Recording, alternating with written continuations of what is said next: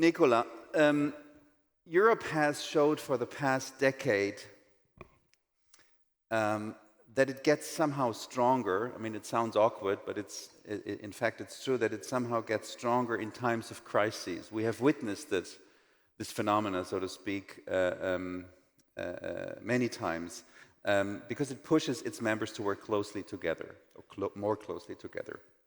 Is polycrisis, as we are witnessing now, kind of a good news for the EU, or probably you're going to see it differently, right? To be honest, I cannot imagine a situation where a crisis is a good news, especially if you see when polycrisis for the moment are so burdenful on our societies that people are overwhelmed. And I think some part, maybe even the major part of what we see as divide and aggression for the moment in our societies, also with the threat to destabilizing democracy, is coming from this feeling to be overwhelmed. But on the other point, you are totally right. I mean, if the pressure is so huge from coming crisis, overlapping crisis, then often you can see that developments which were long time already discussed, which were quite clear, but it was not so, the time was not so pressureful to do it, to just go out on your comfort zone, to change, to adapt. And I mean, this always comes with something you have to work on, not to lean back, but to go forward. This is under times of crisis, of course, then much more needed. And then often we see cooperations in different sectors, which we could have had before, which often we should have had before, but yes, then it's just catalyzed. Okay, one follow-up question. Can you give me one or two concrete examples of decisions that had been made during the course of the last, let's say, 24 months that would not have been possible without that external pressure? I think the best example is the war of aggression of Russia in Ukraine. And I mean, all the member states knew how dependent they were one or the others, especially my home country, Germany, from really one or two states, Germany especially from the gas from Russia. Energy-wise. And this, I mean, as an entrepreneur, I would say this is clearly a big risk because you have only one who you are dependent from. So to mitigate this risk normally should be wise beforehand. Now we saw how strongly, but also how powerful here the member states then acted from one moment to the other. Not all were in the same time, in the same kind touched, but everybody was really united and is standing still united as this war goes longer as everybody expected beforehand. And in the same time, we see these innovation also in the energy sector now not only to change from one supplier to another, but really to invest in technology, change energy resources, go in renewables, speed up for renewables we already know, but also speed up for research and development in new sources we might have in the future. Your home country, Germany, as you have put it, offers the great word of Klumpenrisiko, right? Yes, exactly. Nicola, nevertheless, you mentioned already, and we talk about energy technologies in a different panel, but we also brought up the keyword of technologies, right, up yesterday already, to build up that resilience, to strengthen that muscle of being stronger in times of crisis. But I'd like to hear from you, we'd like to hear from you, how does technology help in crises, in times of crisis today? Are we still at the beginning of seeing the potential of technology, or have we understood the power of technology already? Now we on the track towards the right direction to use technology really to build up resilience, to be prepared when the crisis hit and not just be surprised, you know, when we see the crisis coming. To use the right technologies in the right manner, for me, is often a solution. And we see it also in societies. Because, I mean, technology is new technologies is the result of creativity, of people looking into a situation, seeing the challenges and just looking how we can solve it. And then it comes up this process of people working together and finding another way. Sometimes it's a way around, sometimes you just change a process, but it always comes up with the idea to have a better solution for more people. And I think this is something which is really in the core, especially if it's human-centered. So it's technology for people, by people, for people, inclusive in society. It cannot solve everything. And we also have to be aware that some of the technologies come with a risk. But I think it's important under a human-centered approach, not only to see the risk, but also the advantage, then to balance it out and to find the right people to make the risk mitigated or even maybe annihilated, and taking the opportunity for the most people which we can attend with this new solution. But then, I mean, there is also a communication part, because often new technology, this is unknown, this is not understood, so the communication part is really to be inclusive also in communication, to explain what it is, why it has an advantage, why we can mitigate risk, how it can change society for the better, and that this change can also be done by people who tend to lean back and say, no, I want to do it as I did it yesterday. No, to stand still will always be something we're falling back, so we always have to move. Allow me a quick follow-up question. Are we allowed in the European Union to still be creative, or are we over-regulated? Because as you mentioned, we need creative ideas, but sometimes in Germany we call it maybe the data protection service coming along, the DSGVO, but there are so many hurdles sometimes for creativity. So are we still allowed to be creative, to let it flourish, the ideas, and to let ourselves fail again as well in some ideas, you know? I think this is a very important point, that we really, and this comes really from very, very small children, and maybe they are the best example. A small kid is always curious. And he's always asking why, how is this working? Can it work other way around? Why it could not be like that? And to really have this attitude also then when growing up is extremely important. I have sometimes the impression that Europe tends to regulate first and afterwards asking for creativity. But creativity needs space of maneuver, needs to really have maybe some very weird coming up ideas and nobody believes in. I mean, those who were really successful with innovation in the first track, second track, where said, oh no, this is not possible. Yes, everything can be possible, might that you have to work harder than others, but I mean, this is exactly the attitude we need, to want something, to be curious, to ask questions, to really stand up if you failed. This can be good when you have a framework of regulation, so you have a secure ground, situations are not changing only because somebody else is in function. But the framework should not really come to be a burden and to regulate to death any new idea coming up, because this idea will come up, but then not in Europe. I have a rather personal question also in light of time. You were minister in Hessen. You were member of the Bundestag, as we have heard previously, vice president of the EU Parliament, now vice president of the EIB. How have you personally managed, Nicola, to build consensus and a spirit of cooperation? Because this is one of the overall topics of this conference, in an age of ever-growing polarization. What's your personal approach to that, and how have you managed that over the course of the last decades, actually? I mean, there is not single issue solution on that. But most important. You give us some precise examples. Yeah, for me, maybe the most important was always to like people, to be curious about what they are thinking, how they are feeling, how they are looking on a situation. So, I mean, Hans-Dietrich Genscher formulated in the way to say, I put myself in the shoe of the other, not to do it in the same way, but just to see how he looks on the same question as I'm coming from a totally different angle. And when you are negotiating, whether this is with clients when I served as a lawyer, or whether this is in politics, or whether this is discussions in society, I think it's very, very important really to understand which kind of interest is around the table and where this interest comes from. Because often I see that people are speaking with words, but not connecting. And because sometimes the definition of the same phrase can be totally differently understood.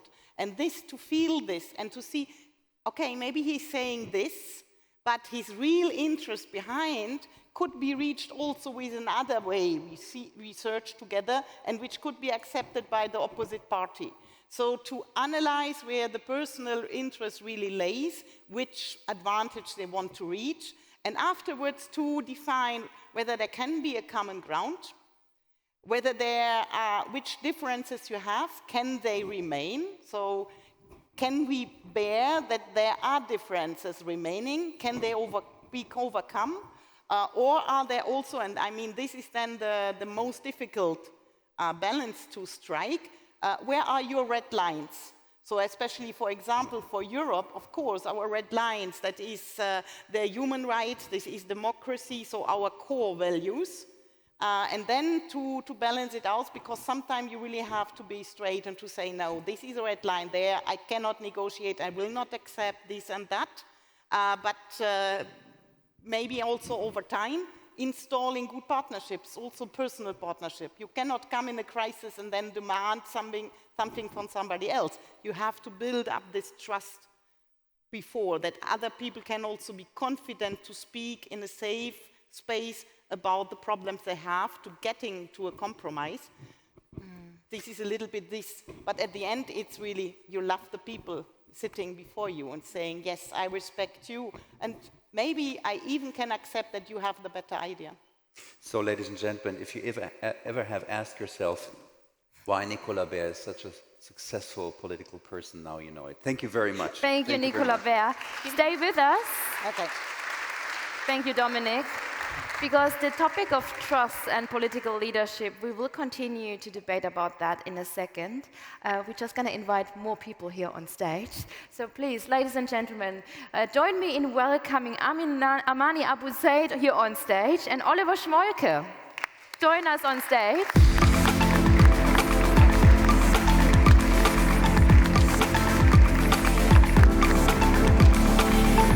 Good morning, Her Excellency. Good morning, please. Good morning, Herr SCHMOLKE. Where shall I sit? Next. Please. Yeah, Surrounded by female leaders.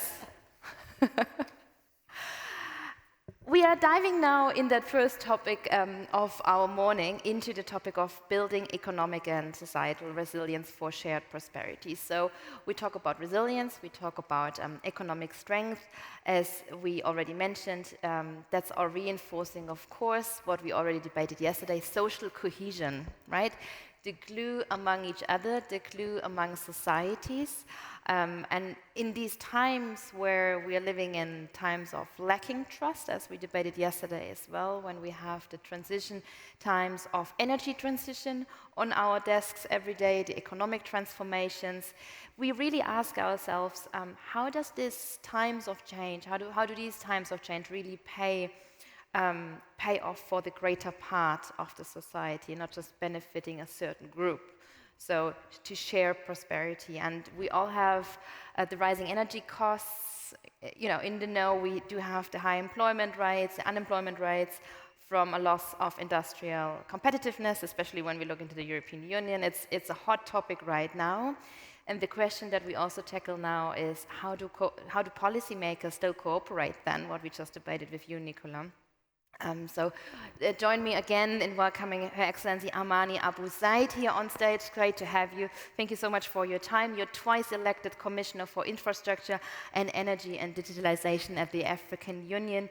You're an Egyptian international development expert, formerly served in leadership positions in multilateral institutions, several multilateral institutions. You're civic. I can go on and on and on, of course. But that's what happened when you're old. Oh, no, I didn't want to say that. No, but passion is infectious, so thank you so much for being here and bringing all your experience here on stage. Great. Round of applause, please. Nicola Beer, Vice President of the European Investment Bank. Again, thank you for being here.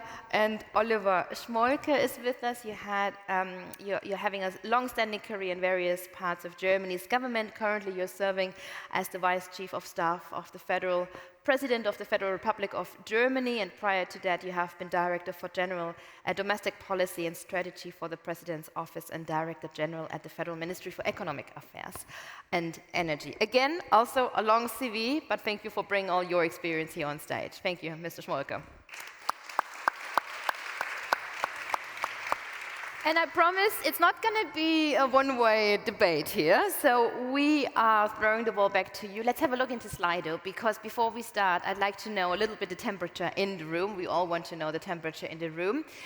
In your view, are current Green Deal policies and climate action frameworks a strong tool to strengthen social cohesion?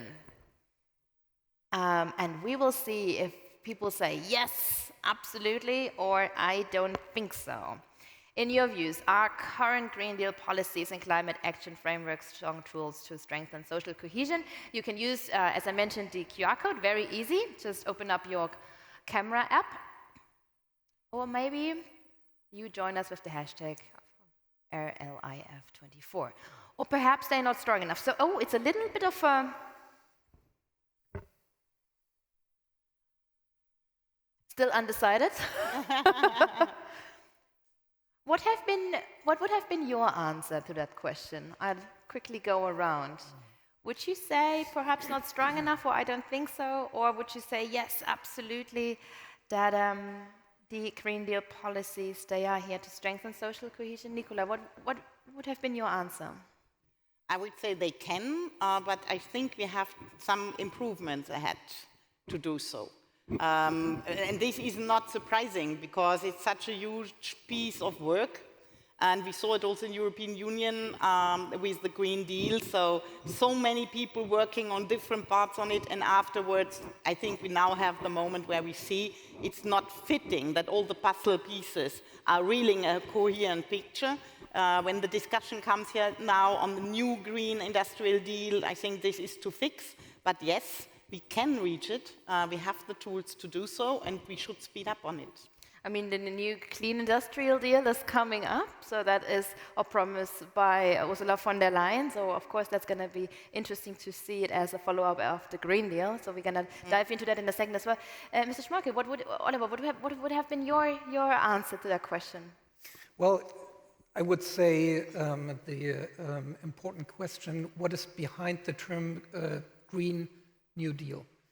I would say I'm a domestic policy guy, and I think a lot about the interaction between social, political stability and innovation culture. And I think there is a great link between the two, because you need a certain extent of stability in order to strengthen the innovative culture in a society. And I would say what we need is a certain sense of the need for automatic stabilizers like the social state.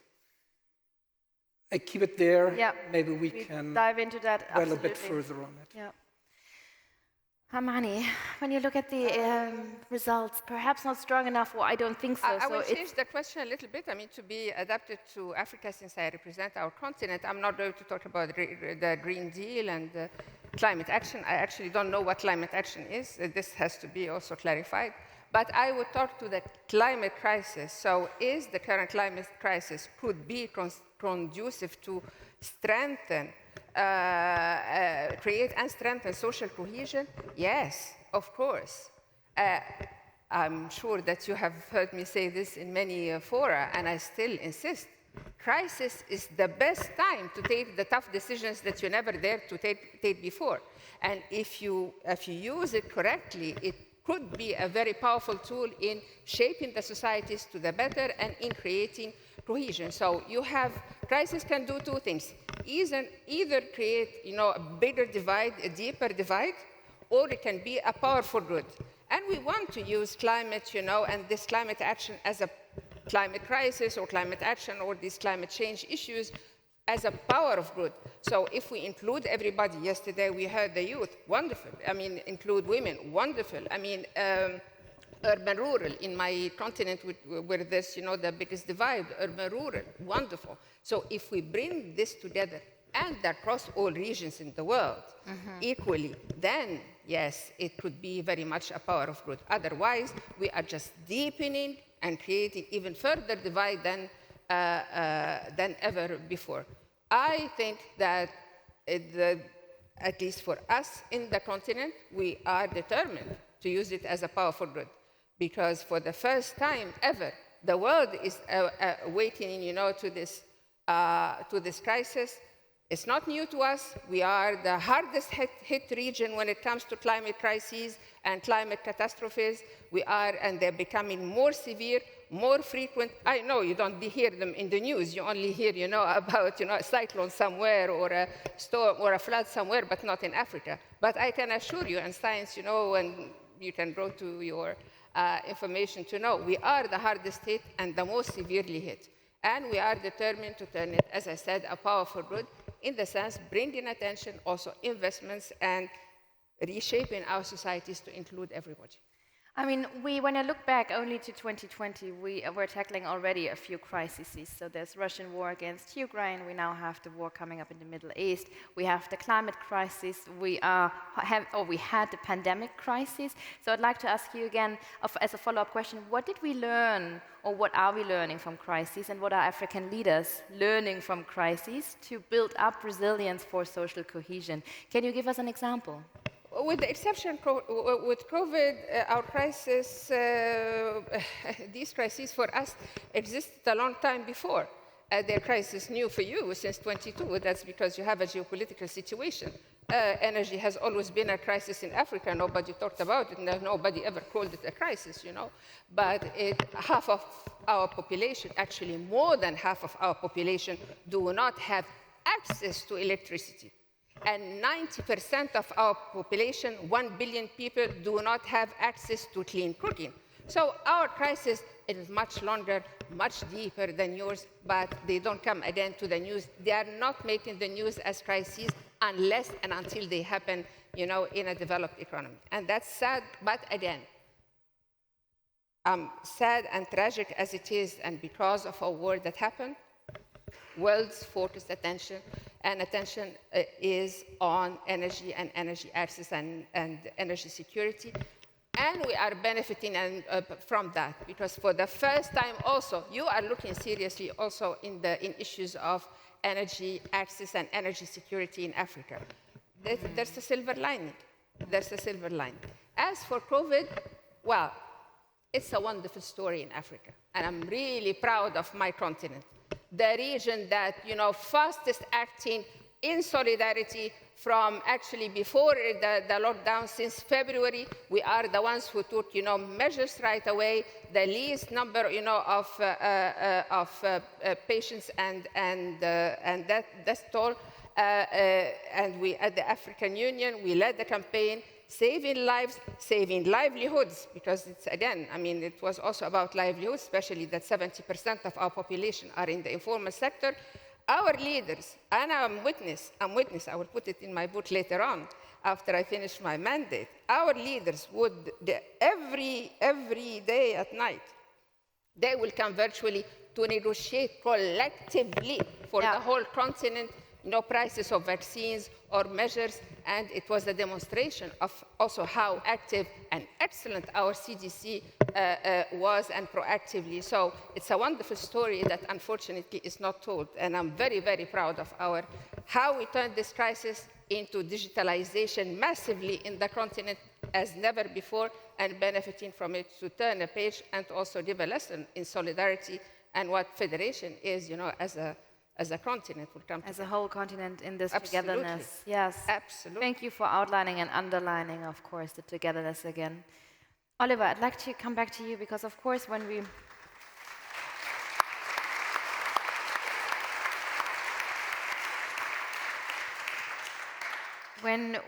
look a little bit of the lessons learned and on the crises, I mentioned already a few. So the Russian war in Ukraine, of course, learned us a few lessons on energy and on energy crises that was triggered by the Russian war on Ukraine. What were the lessons to really build up then in terms of building up the safety nets that are necessary? What did we learn as Europeans, but especially also as Germans? Well, there is one lesson that is obvious. I think Nicola already mentioned it. You have to diversify your dependency on existential assets, risks. I mean, this is one lesson we have to draw vis-à-vis the geopolitical setting we are facing right now. But part of this answer is to diversify doesn't mean not to cooperate. I mean, even if you diversify, you have to deal with different partners in different parts of the world. And I would say our partners cannot only be westernized democracies. We have to deal with the whole set of different partners worldwide.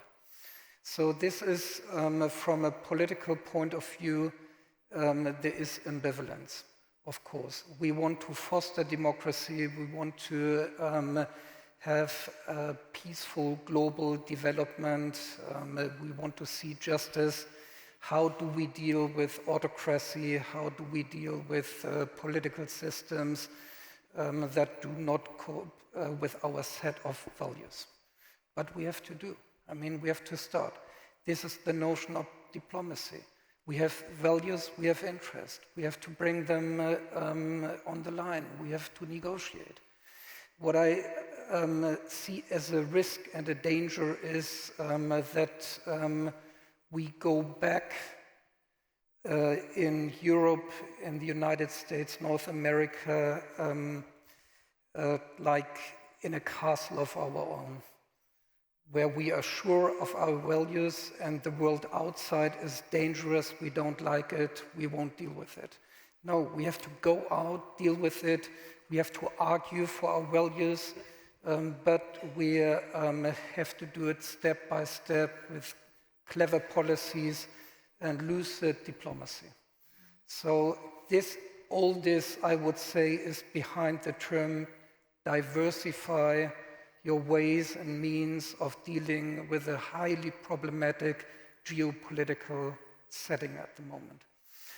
When it comes to energy, I would like to strengthen one point or put it in a question.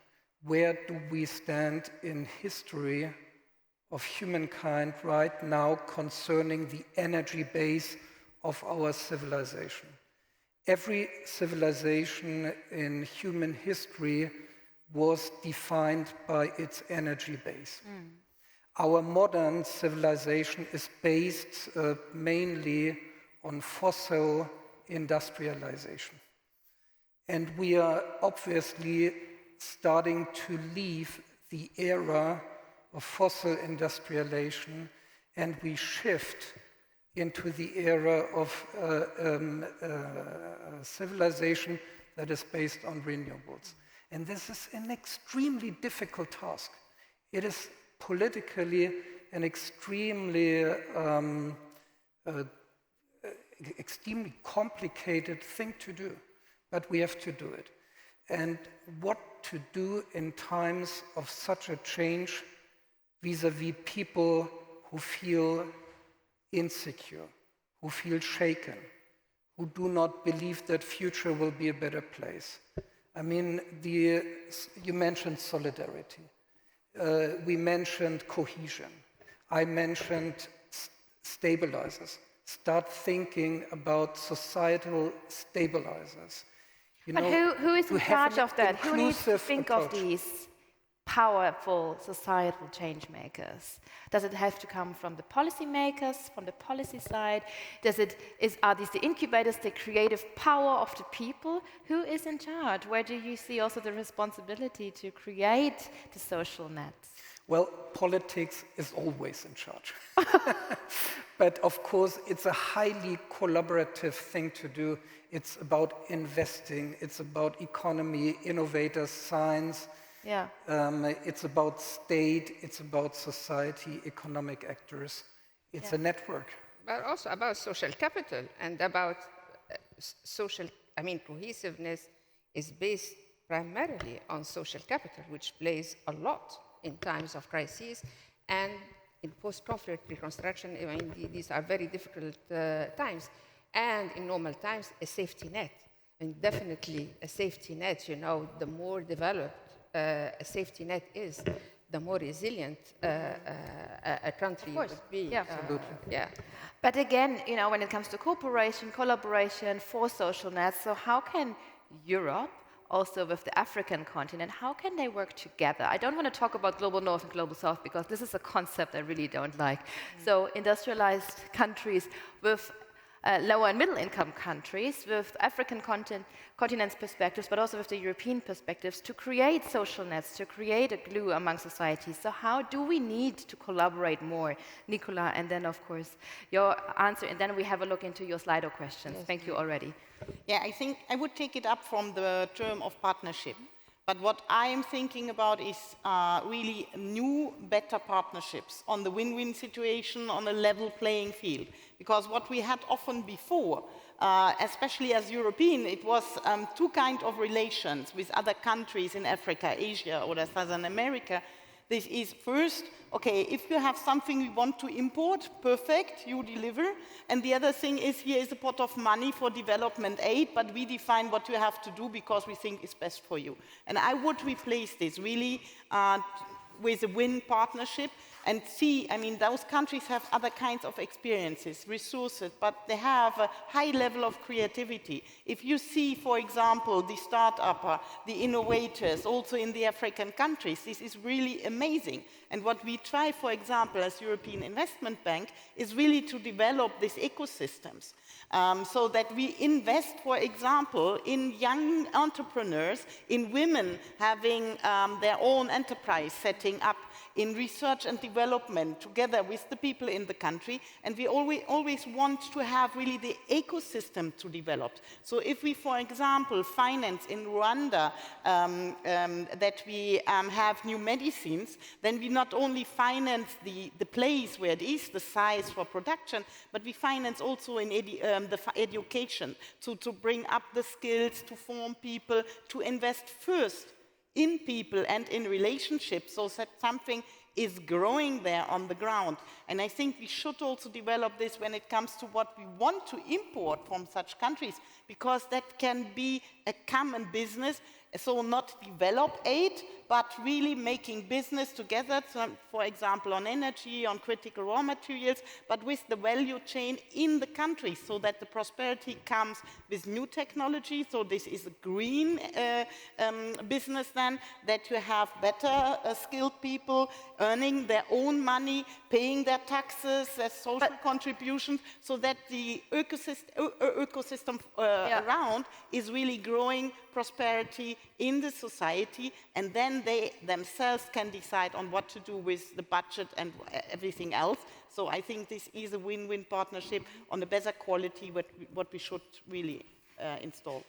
Thank you. I'd like to dive deep into this picture perfect when it comes to green hydrogen, for example. There are so many green hydrogen projects when it comes to energy projects, for example. There are a lot of partnerships coming from the German side towards the African continent side, Mauritania, Angola, now Namibia, you know, but this picture perfect of creating a stable ecosystem around these energy projects, how far are we away, and how much of a social cohesion, social net, building up the social, and how far away are we from there? What is your perspective on that, Amani? Before we get into that, I really want to second what was said by EIB from personal experience. Well, I will take off my hat as commissioner and put an old hat that I had, you know, as African Development Bank, and I said that in the right before coming in. I had the privilege of working very closely as an African Development Bank with EIB, where we are still, you know, the biggest development partner to many African countries as African Development Bank.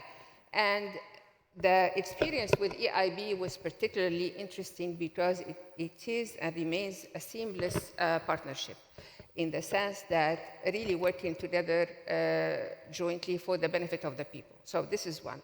Two, I never, and you would notice, not now, not ever, mention the word aid. It doesn't exist. And just for everybody's, you know, knowledge, 60% of our infrastructure, since I'm in charge of infrastructure, is from our national budgets, so we don't live on aid. Third, we do have, and we did have with EIB also programs for governance and economic competitiveness in the countries where we operate as African Development Bank or as EIB, which aims to strengthen exactly in the direction that EIB mentioned, strengthen the overall macroeconomic environment and policies, promote the inclusiveness, and support some sectors like health, education, and social security, and so on and so forth. In addition, of course, to the actual implementation of projects, say of energy, or of a road, or a health facility, where you also take into account imperatively, the inclusiveness, both on those who implement the project, but also those who benefit from the project. So I strongly support what she says. I'm just adding that there are also, in addition to those, there are programs for governance, for macroeconomic stability and policies, on which, in my personal experience, I'm saying this from experience, we have partnered very strongly with Europe. And when I see the questions, how can Europe does... Let's have a look. The question. Yeah, I'm saying the third or fourth question, how can Europe does this or that? I remind everybody, Europe is our oldest and closest partner. So there is nothing new here as partners. What is new is that la donne, the situation, the global situation is different, which also calls for different solutions, for different approaches, for different types of partnerships. And you mentioned green hydrogen, which is fantastic. For those who do not know, in a matter of months, 9 of my countries in Africa were into developing green hydrogen, not only with the support of Germany, with other partners as well, which is fantastic, but destined for exports. And this is where I differ with my African countries. I say, good, you need revenues, export, but make sure that you develop local value chains for green hydrogen so as to transform ourselves. Otherwise, we'll be, again, caught up in another resource curse, under the label green hydrogen, and nothing happens. So again, how to benefit from the opportunity, not only to sell what you have, whether it's green hydrogen or solar power or renewable energy, whatever, but how do you change locally and create these value chains, healthy value chains and inclusive ones, so as to, for us also to change. And this is what we are working on now.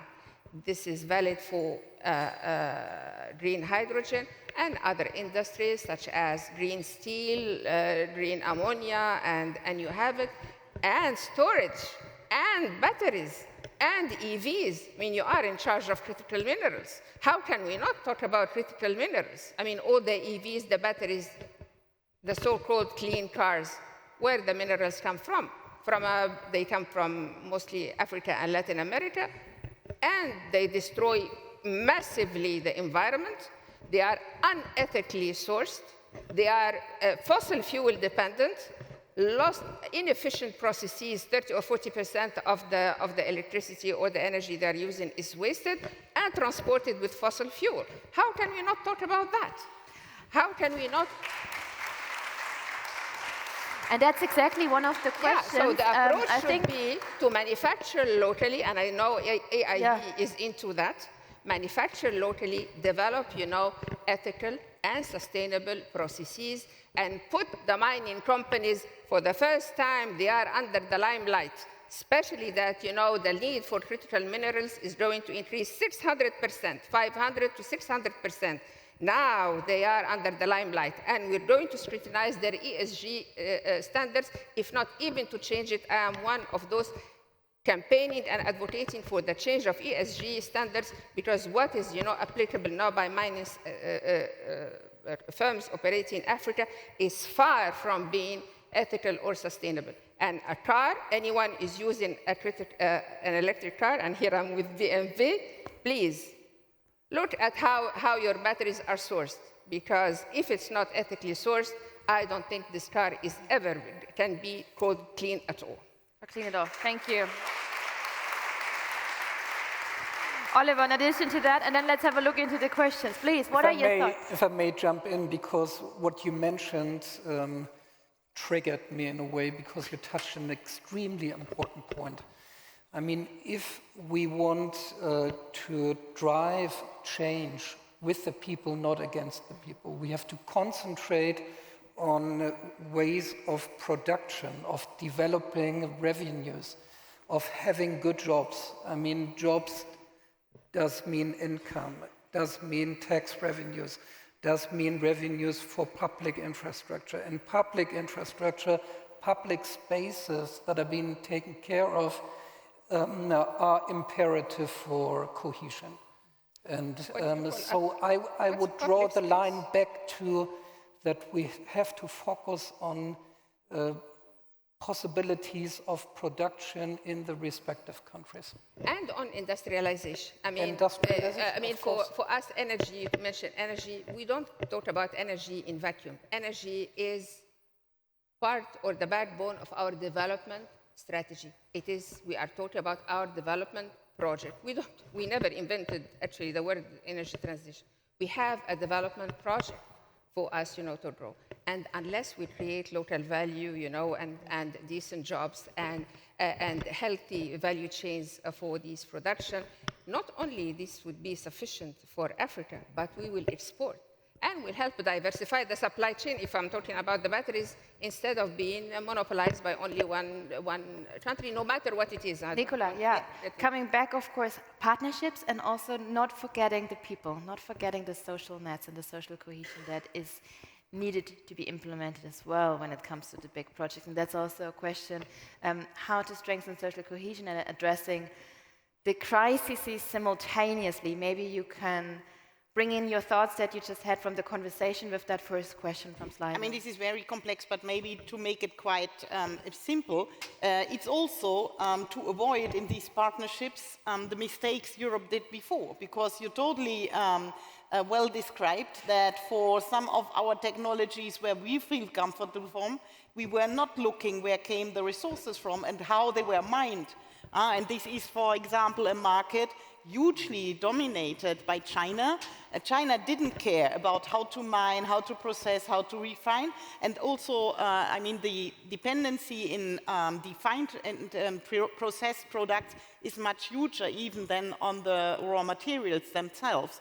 And now to develop green technologies for mining together, to have helping together on common business, to implement ecological but also social standards, so to have better labor conditions on that side, to refine and process on the spot, so to have the value change, to skill people for that, and so to bring up a win-win situation, and of course also then to use these technologies there instead of in the discussion, and we see it in such societies, saying, okay, we want also to have more growth, more wealth, more prosperity, so we want to industrialize, yes, but please not as Europe did 200 years before.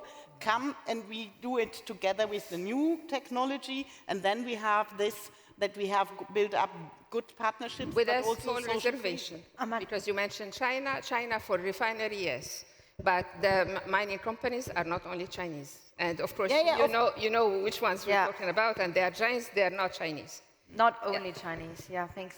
Let's have a look into the second question, because that comes to our topic that we already debated, Nicola, in our fireside chat when it comes to technology, digitalization. So it says state and sovereignty federation are seriously shaken in the digital age, and other alliances exist thanks to virtual connections. Would you agree? No. No? Please. Well, that's my part here to emphasize the role of public policies and state. I would say two arguments. First is functional. As I mentioned, our task is a huge transition that even is comparable to the great revolutions of mankind. I would say. It's a huge thing to do. And what we need is a certain sense of legitimacy of the decisions we have to take. Legitimacy in a democracy is based on the decision of voters. We are in a quest to gain majorities for innovative policies, and we have to do so, because legitimacy is nothing you can sideline. You know, you have to base your decisions on democratic legitimacy, and that is why we need the public arena. The digital networks are extremely creative.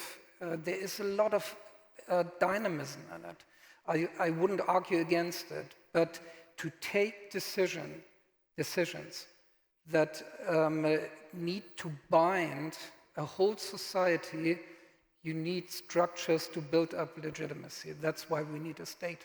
That's why we need a democracy. Okay, I'll leave it like that because we are just journeying along with the questions. I'm just going through the first question.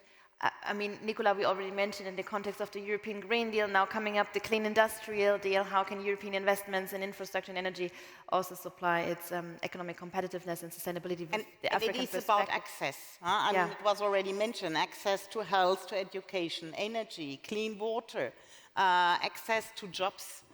So this is really what we try to do when we invest, because we do not come only once and then we have some investments and then we go and do not care. We really look on building up society, what we do, and this is why we not only invest in big infrastructure projects.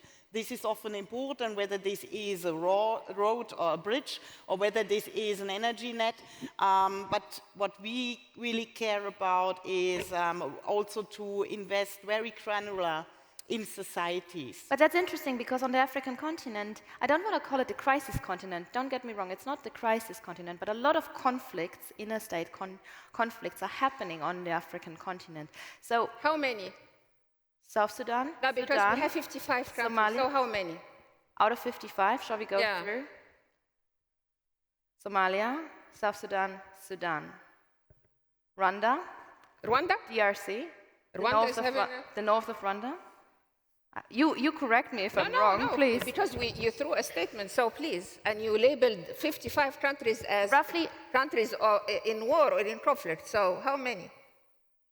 You caught me now. Yeah. Is it 10 or so 15? What's the correct number? Statements like this, and that's the whole issue and problem when you talk about Africa. 55 countries. So I can also name very democratic countries, more than many advanced countries, and many gender, in terms of gender, we are the pioneers in the whole world. What about Sierra Leone, the smallest and probably one of the poorest countries in the world? Did you have your elections using blockchain technology like we did with zero rigging in Sierra Leone?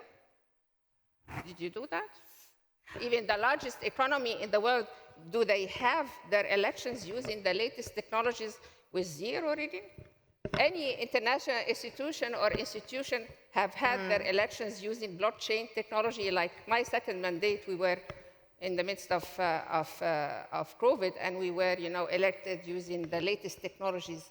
So please don't throw, stereotypes and repeat. That's what I mentioned when I said I don't want to call it the crisis continent. Some countries are in conflict, like you also have some countries in conflict, and very deep ones as well. But the question is, in times of crises, and that's the last question here, when the crises are hitting, and what do we do that the crises are not dividing us, but really bringing us together in the journey of going together towards collaboration, towards peace? That's where my original question was going towards peace, being peacemakers, creating safety nets. So what do we need to do in these times of crisis, in states crisis, outside crisis, to really working towards peace more and more? What is also a blind spot still before we are joining with the youth? What would you say, Oliver? If I may, there is one thing that I think seems to be getting out of fashion, to think about win-win situations. I mean, when we think about European-African cooperation, we have to rethink about how to design projects of mutual benefit. I mean, to have a win-win situation. And this would build up trust. I mean, in our geopolitical setting at the moment, I see a lot of conflict-oriented policies. Sometimes we have to think a little and try to identify ideas, projects of mutual benefit. Nicola, you're hesitating? Yes, and let me take it maybe also from another side. And to be clear, I think this is not only something for crisis. We should always act like this. And here I interpret also this question or this term of cohesion. It's, I mean, like you would do in a good family or with good friends. So you build up a common base, and then the stronger ones help those who are in a more difficult situation. This was what we did during COVID. This is what we do in a family when there is a special challenge. And this is what we should do within societies locally, but also when it comes to the different levels and when it comes to international cohesion on that, so that in very different situations we stand up and help all of us, because together this is always that we are stronger, but especially those who have who need more support on a special situation, but to bring them in a situation that next time they help us. And this is what I meant also before. First looking on the perspective of somebody else to see whether he has not the better idea, and not to have this, what came here just up, so we know how we have to do it and others can learn. No, I think there are so many creative ideas around that we can always learn from both sides, and often I see that there is a better idea, a more innovative approach, because the situation is much more harder, and so people were very striving for finding solutions. Say it again, Amani. The answer is women. Women. Female power. And I'm saying this from experience. I mean, we had in the past, you know, conflicts, of course, in West Africa, Liberia, and even Sierra Leone, others. And thanks to the women of the Mano River, the women, the wonderful Peace Association for Women, who were fed up of war and decided to take things in their own hands and craft, you know, peace in the region. Same thing for COVID. I mean, with all the respect I'm having for the medical corps, I mean, again, who were the primary care actually in the medical corps, of course, doctors, 85% of the medical corps are women. Amani, and the caretakers at home and is a woman. So the answer to COVID and getting out of COVID was and still women. So women are a wonderful, I mean, they're heaven sent. If you don't know, we are heaven sent. Can I make a suggestion here? We not just talk about women, we talk also with and about the youth. And I would love to invite the young people, two young people on stage. Can I interrupt you here? Sorry. No, I just want to give the floor now to Paula Schmidt and Calvin Rall. Join us quickly on stage. Come on stage. Find a spot. Paula, would you sit next to Amani? Calvin, you join me here because, as I mentioned and promised, an ambassador for the younger generation. Sit down, have a seat. What is lacking in our debate? I mean, you know, expectation management, we only had 40 minutes, of course, we will not find all the answers, but from your perspective, what is a pain point, and what is still lacking? What would you like to give us, the audience, as a food for thought for the coffee break that's coming up next? Quickly, Calvin and Paula, please. So I really like what Mrs. Beer said earlier when you talked about social cohesion. She mentioned Hans-Dietrich Genscher and said she's always trying to put herself in the shoe of the other. So now for a second, I would like the three of you to put yourself in the shoes of young people, because as a young generation, we are increasingly facing economic precarity today. Yeah? There are many young people who are going from student debt into job insecurity, and on top of that, we are also facing the burden of future crises like climate change. So a lot to deal with, and I would like to ask you, how are you focused on creating opportunities for young people in your particular fields of expertise, and how are you also planning on including us in these processes? Shall we quickly gather? Do you also have a question or rather a comment? I hope I won't be fine because I'll really try to keep it short. I'll give my best. What I found very interesting that you really had an interesting approach to move towards green sustainability. Ms. Abou-Zeid, you just mentioned that the way we see green sustainability, with the way we see electric cars in Germany, we always think this is the new way, this is more sustainable. But as you've just said, they are being built by minerals, by child laborers in Eastern Congo, and in such a way they're not very green. And another thing about this part is Germans build the best motors in the world, period. BMW builds the best motors in the world, and yet we are moving towards green sustainability. So I think an important question to ask is, how is this whole concept of green sustainability really green if we as BMW, we as the Germans, are not always profiting from it? Then on the other hand, the Africans also not always profiting from it when they're being sort of extracted by child laborers in Eastern Congo. Shall we start, Amani, Oliver, Nicola? First question, how do we integrate the young voices? And then second question is, of course, how do we work when it By comes creating to opportunities. That's my answer. And the green economy is a multi-trillion-dollar economy. What we found in our continent, you know, the young people, and I mean, you thrive on digitalization, and the businesses that are starting, their main issue has and still is that energy is not affordable, energy is not reliable, and you know, therefore the digitalization, the connection is not stable, and they are unable to carry out with the work that they're doing. I'm saying this from the areas I cover. I don't want to venture in other areas which I can as well. But what I'm saying is that by creating an environment with the basic needs and basic infrastructure is available, and then opportunities for young people to flourish and thrive and create and innovate, that's definitely, to me, is a wonderful thing to have. The second would be definitely in the policy space. You mentioned yesterday, you had a magnificent intervention yesterday about the power of inclusiveness in the decision making. And that is critical. Whether you are a young person, or whether you are female, or whether you are someone in a rural area, the power of decision making, and I always say, change the table. And I'm saying this to you and to everybody. We are old, we are on our way out. So please, change the table, and I love it that here in this forum, you were the ones who set the tone at the beginning, and you are sitting here, and you are entitled to, and no one else is, because we are leaving. You are the present and the future. So you are very much in your right. And as for the question, please, do not say Eastern Congo.